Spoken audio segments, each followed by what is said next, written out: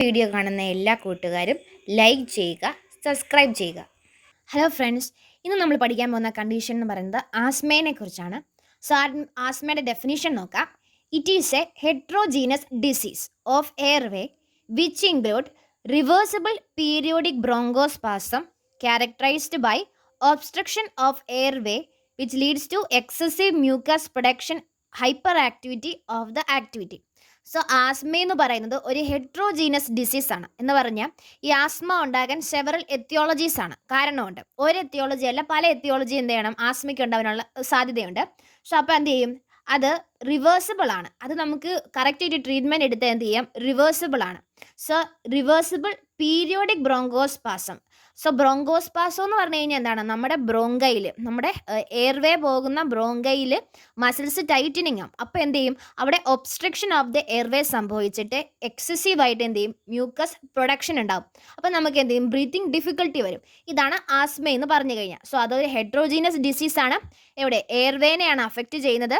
Reversible ആണ്. Periodic ബ്രോങ്കോസ്പാസം ആണ്. അവിടെ ടൈറ്റനിങ് ഓഫ് ദ ബ്രോങ്കൈ സംഭവിച്ചിട്ട് എന്ത് ചെയ്യും, എക്സസീവ് മ്യൂക്കസ് പ്രൊഡക്ഷൻ ആണ് എന്ത് ചെയ്യുന്നത്, ആസ്മയിൽ ഉണ്ടാവുന്നത്. ഇനി അതിൻ്റെ റിസ്ക് ഫാക്ടേഴ്സ് അല്ലെങ്കിൽ എത്തിയോളജീസ്. സോ എത്തിയോളജീസ് അല്ലെങ്കിൽ റിസ്ക് ഫാക്ടേഴ്സ് എന്ന് പറയുന്നത്, ഫസ്റ്റ് വൺ എന്ന് പറയുന്നത് ഫാമിലി ഹിസ്റ്ററി. നമ്മുടെ ഫാമിലിയിൽ ആർക്കെങ്കിലും ആസ്മ ഉണ്ടെങ്കിൽ ചാൻസസ് കൂടുതലാണ് എന്ത് ചെയ്യണം, ചിൽഡ്രൻസിനും ഉണ്ടാകും. IgG ഇമ്മ്യൂണോഗ്ലോബിൻസിൻ്റെ പ്രസൻസ് കൊണ്ട്, അതുപോലെ തന്നെ അലർജൻസ് ആയിട്ടുള്ള ഡസ്റ്റ്, പോളൻസ്, പെറ്റ്സ്, ക്ലൈമറ്റ്, അതുപോലെ ഇതൊക്കെ എന്ത് ചെയ്യണം, ആസ്മ ട്രിഗർ ചെയ്യും. അതുപോലെ തന്നെ മെഡിക്കേഷൻസ് ആയിട്ടുള്ള NSAID, അതുപോലെ ബീറ്റ ബ്ലോക്കേഴ്സ് ആയിട്ടുള്ള ആസ്പിരിൻ, പിന്നെ എക്സസൈസ്, കൂടുതൽ എക്സസൈസ് ചെയ്ത് എന്ത് ചെയ്യും, ആസ്മ ഉണ്ടാകും.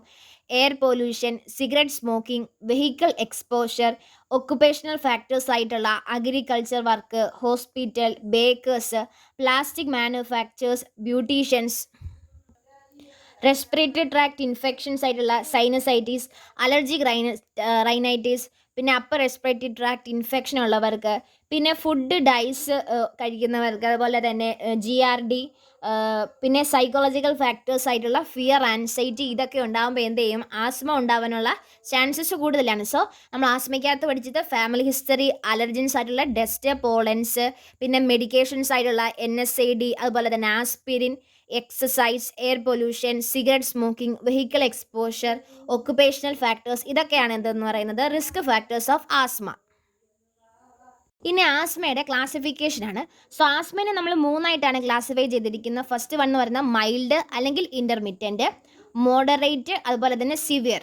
ഇങ്ങനെ മൂന്നായിട്ടാണ് ക്ലാസിഫൈ ചെയ്തിരിക്കുന്നത്. ഇനി മൈൽഡ് ആസ്മ എന്ന് പറഞ്ഞാൽ signs and symptoms occur less than 2 times, usually asymptomatic ആയിരിക്കും, മൈൽഡ് റെസിസ്റ്റൻസ് ആയിരിക്കും. Signs and symptoms occur greater than 2 times a week. Mild എന്ന് പറയുമ്പോൾ സൈൻസ് ആൻഡ് സിംറ്റംസ് എന്ന് പറയുന്നത് ലെസ് ദാൻ 2 times, അതായത് ആഴ്ചയിൽ 2 തവണയെക്കാളും കുറവേ എന്ത് ചെയ്യത്തുള്ളൂ, സൈൻസ് ആൻഡ് സിംറ്റംസ് ഉണ്ടാവത്തുള്ളൂ. അതുപോലെ തന്നെ യൂഷ്വലി എസിംറ്റമാറ്റിക് ആയിരിക്കും, അതായത് നമുക്ക് ഭയങ്കരമായിട്ട് ശ്വാസമുട്ടൽ അങ്ങനെ സിംറ്റംസ് ഒന്നും വലുതായിട്ട് കാണിക്കത്തില്ല. ഇനി മോഡറേറ്റ് എന്ന് പറയുന്നത് signs and symptoms occur daily but exacerbation occur greater than 2 times a week. ഇവിടെ മോഡറേറ്റ് എന്ന് പറയുമ്പോൾ എല്ലാ ദിവസവും എന്ത് ചെയ്യും, സൈൻസ് ആൻഡ് സിംറ്റംസ് ഉണ്ട്. അതായത് വീസിങ്, കഫ്, അങ്ങനെ സൈൻസ് ആൻഡ് സിംറ്റംസ് എല്ലാ ദിവസവും ഉണ്ട്. പക്ഷേ ഈ സൈൻസ് ആൻഡ് സിംറ്റംസ് കൂടുതലായിട്ട് എക്സാസർബേറ്റ്, അതായത് കൂടുന്നത് എപ്പോഴായിരിക്കും, 2 times എ വീക്ക് ആയിരിക്കും. അതായത് ആഴ്ചയിൽ 2 ദിവസം മാത്രമേ ഉള്ളൂ ഈ സൈൻസ് ആൻഡ് സിംറ്റംസ് ഭയങ്കരമായിട്ട് കൂടത്തുള്ളൂ. അതുപോലെ തന്നെ സിവിയർ എന്ന് പറയുന്നത് തന്നെയാണ് സൈൻസ് ആൻഡ് സിംറ്റംസ് കണ്ടിന്യൂസ് ആയിരിക്കും. അതായത് എല്ലാ ദിവസവും സൈൻസ് ആൻഡ് സിംറ്റംസും ഉണ്ട്, അതുപോലെ തന്നെ എല്ലാ ദിവസവും തന്നെ എന്ത് ചെയ്യും, അത് കൂടുതലായിട്ട് മാറും. അതായത് ഇപ്പോൾ ശ്വാസമുട്ടലാണെങ്കിലും ഭയങ്കരമായിട്ട് കൂടും. അതാണെന്ന് പറയുന്നത് സിവിയർ ആസ്മ. സോ മൈൽഡ് ഉണ്ട്, മോഡറേറ്റ് ഉണ്ട്, സിവിയർ ഉണ്ട്. മൈൽഡ് എന്ന് പറയുമ്പോൾ ആഴ്ചയിൽ 2 ദിവസമേ വരത്തുള്ളൂ, യൂഷ്വലി എസിംറ്റമാറ്റിക് ആയിരിക്കും. മോഡറേറ്റ് എന്ന് പറയുന്നത് ഡെയിലി ഉണ്ടാവും, പക്ഷേ സൈൻസ് സിംറ്റംസ് എക്സാസർബേറ്റ് ചെയ്യും. എങ്ങനെ, ആഴ്ചയിൽ 2 തവണ. സിവിയർ ആണെങ്കിൽ കണ്ടിന്യൂസ് ആയിരിക്കും. ഇനി ആസ്മയുടെ പാത്തോഫിസിയോളജി നോക്കാം. സോ പാത്തോഫിസിയോളജിക്കകത്ത് ഫസ്റ്റ് സ്റ്റെപ്പ് എന്ന് പറയുന്നത് exposure to certain allergens, irritants, stress and other factors. നമ്മൾ മുമ്പേ കണ്ട റിസ്ക് ഫാക്ടേഴ്സിനോട് എന്ത് ചെയ്യണം, എക്സ്പോഷർ സംഭവിക്കുമ്പോൾ എന്ത് ചെയ്യും, ഈ അലർജൻസ് ബൗണ്ട് ടു IgE ആയിട്ട് എന്ത് ചെയ്യും, ബൗണ്ട് ചെയ്യും. അപ്പം activation of the inflammatory cascade, അതായത് a variety of inflammatory cells and involved, അതായത് mast cells, macrophages, eosinophil, T and B ലിംഫോസൈറ്റിന് എന്ത് ചെയ്യും, ആക്ടിവേഷൻ ഉണ്ടാവും. അതാണ് activation of the lymphocyte. That way leads to the mast cell degeneration. So mast സെല്ലിന് എന്ത് ചെയ്യും? ഡീജനറേഷൻ സംഭവിക്കും. That leads to release of inflammatory mediators. Inflammatory മീഡിയേറ്റേഴ്സിന് റിലീസ് സംഭവിക്കും. അതൊക്കെ ആരാണ്? Cytokine, histamine.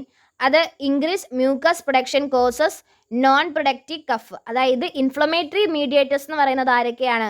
സൈറ്റോകൈൻസ്, ഹിസ്റ്റമിൻസ്, അതുപോലെ തന്നെ പ്രോസ്റ്റാഗ്ലാൻഡിൻ. പ്രോസ്റ്റാഗ്ലാൻഡിൻ എന്ന് പറയുന്നത് റെസ്പോൺസിബിൾ ഫോർ ഇൻഫ്ലമേഷന് സഹായിക്കുന്നതാണ് പ്രോസ്റ്റാഗ്ലാൻഡിൻ. അതുപോലെ തന്നെ ബ്രാഡികൈൻ റെസ്പോൺസിബിൾ ഫോർ ബ്രോങ്കോസ്പാസം. ഇതിൻ്റെ എന്ത് ചെയ്യും?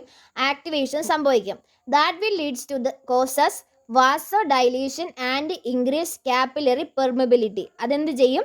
വാസോ ഡൈലേഷന് കാരണമാവും. അതുപോലെ തന്നെ കാപ്പിലറി പെർമിബിലിറ്റി എന്ത് ചെയ്യും? ഇൻക്രീസ് ചെയ്യും. That will leads to causes bronchospasm, vascular congestion, oedema for patients, impaired mucociliary function and thickening of airway walls. നമ്മൾ മുമ്പേ ഡെഫിനിഷൻ കണ്ട ബ്രോങ്കോസ്പാസം എന്ത് ചെയ്യും? ഇതിൻ്റെ ആക്ടിവേഷനും കൊണ്ട് എന്ത് ചെയ്യും? ബ്രോങ്കോസ്പാസം ഉണ്ടാവും. വാസ്കുലർ എന്ത് ചെയ്യും? ബ്ലഡ് വെസൽസിന് കഞ്ചക്ഷൻ ഉണ്ടാവും, എഡിമ വരും. അതുപോലെ തന്നെ മ്യൂക്കോസിലിയറിയുടെ ഫംഗ്ഷൻ എന്ത് ചെയ്യും? ഇമ്പയർ ആവും. മ്യൂക്കോസിലിയറി എന്തിനാണ്? നമുക്ക് എയർവേയിൽ പാസിങ്ങിനൊക്കെ സഹായിക്കുന്നതാണ്. സോ അതിൻ്റെ ഫംഗ്ഷൻ ഇമ്പയർ ആയിട്ട് എന്ത് ചെയ്യും? തിക്കനിങ് ഓഫ് എയർവേ വോൾസ് സംഭവിക്കും. That will leads to causes airway remodeling. So remodeling എന്ന് പറഞ്ഞു കഴിഞ്ഞാൽ നമ്മുടെ സാധാരണയായിട്ടിരിക്കുന്ന എയർവേക്ക് എന്ത് ചെയ്യും? ഒരു ഷേപ്പിന് ചേഞ്ച് വരും ഇതിൻ്റെയൊക്കെ ആക്ടിവേഷനും കൊണ്ട്. That will leads to causes airway obstruction. That will leads to shortness of breath and wheezing and asthma attack ഉണ്ടാകും. ആസ്മ എന്ന് പറയുന്ന കണ്ടീഷൻ അവിടെ സംഭവിക്കുകയാണ്. സോ നമ്മൾ പാത്തോഫിസിയോളജിയിൽ പഠിച്ച അലർജൻസ് വരും. അലർജൻസുമായിട്ട് എന്ത് ചെയ്യും? IgE ബൗണ്ട് ചെയ്യും. ബൗണ്ട് ചെയ്തിട്ട് ആക്ടിവേഷൻ ഓഫ് ദി ഇൻഫ്ലമേറ്ററി കാസ്കേഡിനോട് ആക്ടിവേഷൻ വരും. അതുപോലെ തന്നെ മാസ്റ്റ് സെൽ ഡീജനറേറ്റ് ചെയ്യും. അങ്ങനെ ഇൻഫ്ലമേറ്ററി മീഡിയേറ്റേഴ്സ് ആയിട്ടുള്ള സൈറ്റോകിൻ, ബ്രാഡികൈൻ, പ്രോസ്റ്റാഗ്ലാൻഡിനൊക്കെ അവരുടെ റിലീസ് സംഭവിക്കും. Vasodilation, increase the capillary permeability, bronchospasm ഉണ്ടാവും, എയർവേ റീമോഡലിംഗ് ഉണ്ടാവും, എയർവേ ഒബ്സ്ട്രക്ഷൻ ഉണ്ടാവും, സൈൻസ് ആൻഡ് സിംറ്റംസ് വന്നിട്ട് അവസാനം എന്ത് ചെയ്യും? ആസ്മ ഉണ്ടാവും. ഇനി നമ്മൾ പഠിക്കാൻ പോകുന്നത് ക്ലിനിക്കൽ മാനിഫെസ്റ്റേഷൻ. സോ ആസ്മയുടെ ക്ലിനിക്കൽ സൈൻസ് ആൻഡ് സിംറ്റംസ് എന്ന് പറയുന്നത് ഫസ്റ്റ് വീസിങ്, കഫ്. അത് പ്രൊഡക്റ്റീവ് ആവാം, നോൺ പ്രൊഡക്റ്റീവ് ആവാം. Dyspnoea, chest tightness, pleuritic chest pain, running nose, swollen nasal passages, sputum white in colour, തിക്കായിരിക്കും, ടെനേഷ്യസ് ആയിരിക്കും, ജെലാറ്റിഷൻ ആയിരിക്കും.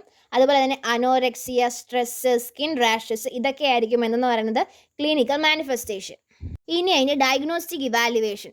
സോ ഡയഗ്നോസ്റ്റിക് ഇവാലുവേഷനകത്ത് മെയിൻലി വരുന്നത് കംപ്ലീറ്റ് ഡീറ്റെയിൽഡ് ആയിട്ടുള്ള history, physical examination, chest x-ray, blood analysis, അതായത് ABG analysis, അതുപോലെ തന്നെ blood analysis, skin hypersensitivity test, അതായത് എന്തിനാണ്? എന്തെങ്കിലും അലർജി ഉണ്ടോ? അലർജൻസ് ടെസ്റ്റാണ് ഇതെന്ന് പറയുന്നത്. Then TMT treadmill test, IgE and eosinophils, അതായത് നമുക്ക് എന്തെങ്കിലും ഇൻഫെക്ഷൻസ് ഉണ്ടോ, ഈസ്നോഫിലിൻ്റെ ഒക്കെ കൗണ്ട് നോക്കാൻ. അതുപോലെ തന്നെ പൾസോക്സിമീറ്ററുമായിട്ട് എന്ത് ചെയ്യണം? സ്പ്യൂട്ട് കാൽക്കുലേറ്റ് ചെയ്യാൻ. Then PFT, ABG analysis and sputum culture. ഇതാണ് ഡയഗ്നോസ്റ്റിക് ഇവാലുവേഷനകത്ത് വരുന്നത്. ഇനി നമ്മൾ പഠിക്കാൻ പോകുന്നത് മാനേജ്മെൻ്റ് ആണ്, മെയിൻലി മെഡിക്കൽ മാനേജ്മെൻറ്റ്. സോ അതിന് നമ്മൾ ഉപയോഗിക്കുന്ന ഡ്രഗ്സ് ആണ്. First one anti inflammatory agents. അതിന് എക്സാമ്പിളാണ് കോർട്ടിക്കോസ്റ്റിറോയിഡ്, ഹൈഡ്രോകോർട്ടിസോൺ, മീതൽ പ്രെഡ്നിസലോൺ. അതിൻ്റെ അകത്ത് തന്നെ വരുന്നതാണ് ലൂക്കോട്രിൻ റിസപ്റ്റർ ബ്ലോക്കേഴ്സിന് എക്സാമ്പിളായിട്ടുള്ള മോണ്ടലൂക്കാസ്റ്റ്. ദെൻ നെക്സ്റ്റ് IgE ഡ്രഗ്സിന് എക്സാമ്പിളായിട്ടുള്ള ഒമാലിസുമാബ്. ദെൻ ആൻറ്റി കോളിനർജിക്കിന് എക്സാമ്പിളായിട്ടുള്ള ഇപ്രാട്രോപ്പിയം, അതുപോലെ തന്നെ ട്രയാട്രോപ്പിയം. ദെൻ ആൻറ്റി ഇൻ്റർലൂക്കിൻ 5 അതിന് എക്സാമ്പിളാണ് mepolizumab. Then beta adrenergic antagonist എന്ന് പറയുന്നത് എക്സാമ്പിളാണ്, അഗോണിസ്റ്റിന് എക്സാമ്പിളാണ് ഇൻഹലേഷൻ ആയിട്ടാണ് മെയിൻ നമ്മൾ കൊടുക്കുന്നത്. അതിന് എക്സാമ്പിളാണ് ആൽബിറ്ററോൾ, ലിവാൽബെറ്ററോൾ, അതുപോലെ തന്നെ സാൽമെട്രോൾ. ദെൻ മീതേൽ സാൻഡിന് എക്സാമ്പിളാണ് അമിനോഫിലിൻ ആൻഡ് തയോഫിലിൻ. ഇതുപോലെ തന്നെ നമ്മൾ ഇൻഹലേഷൻ ഡിവൈസസ് ഓഫ് ഡ്രഗ് തെറാപ്പിക്ക് നമ്മൾ ഉപയോഗിക്കുന്ന ഡിവൈസാണ് മീറ്റേർഡ് ഡോസ് ഇൻഹലേറ്റർ. ഇതുകൂടാതെ നമുക്ക് നെബുലൈസേഷനും എന്ത് ചെയ്യാം? റെക്കമെൻഡ് ചെയ്യാം. സോ മാനേജ്മെൻറ്റിനകത്ത് മെയിൻലി ആൻറ്റി ഇൻഫ്ലമേറ്ററി ഡ്രഗ്, അതുപോലെ തന്നെ IgE drug, anti cholinergic, anti interleukin, then beta adrenergic and methyl xanthine groups ആണ് മെയിൻലി എന്തെന്ന് പറയുന്നത് മാനേജ്മെൻറ്റിനകത്ത് വരുന്നത്. അപ്പോൾ so far we discussed about ആസ്മയുടെ ഡെഫിനിഷൻ പഠിച്ചു. അത് ഹെട്രോജിനസ് ഡിസീസ് ആണ്. ബ്രോങ്കോസ്പാസം ഓഫ് ദ എയർവേ ആണ് മെയിനിൽ സംഭവിക്കുന്നത്.